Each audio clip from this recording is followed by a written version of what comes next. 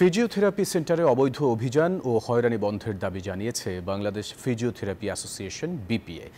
শনিবার জাতীয় প্রেসক্লাবে মাওলানা আকরাম খাঁ হলে ফিজিওথেরাপি সেন্টারে অবৈধ অভিযান ও হয়রানি বন্ধের দাবিতে সংবাদ সম্মেলনে এই দাবি জানানো হয়।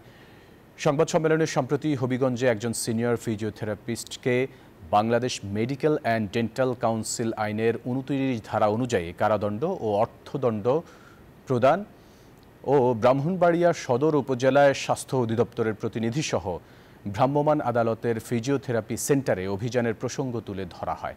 এ প্রসঙ্গে বিপিএ এর সাধারণ সম্পাদক ডাক্তার মোহাম্মদ শাহাদাত হোসেন অভিযোগ করে বলেন, ফিজিওথেরাপি পেশাজীবীদের বিরুদ্ধে পরিচালিত অভিযান সম্পূর্ণ বেআইনি এবং আদালত অবমাননার শামিল। বাংলাদেশ ফিজিওথেরাপি অ্যাসোসিয়েশন এই অভিযানের মাধ্যমে ব্রাহ্মণবাড়িয়া ও হবিগঞ্জে ফিজিওথেরাপিস্টদের হয়রানির নিন্দা ও ক্ষোভ প্রকাশ করেন।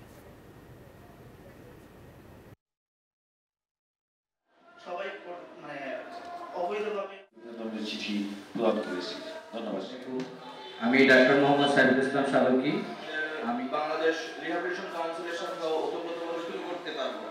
তবে এই প্রক্রিয়া শুরু করার পূর্বে এখনো কেন এটা দেখে যে আসলে আমরা যখন কাজ করতে চাই যে পাই ওনাদের আরো বান্ডেল থাকলে প্রতি সেনমানিতে টাকা বাঁচবে। বিকাশ সেনমানি বান্ডেল কিনে জিতুন প্রতি লেনদেনে।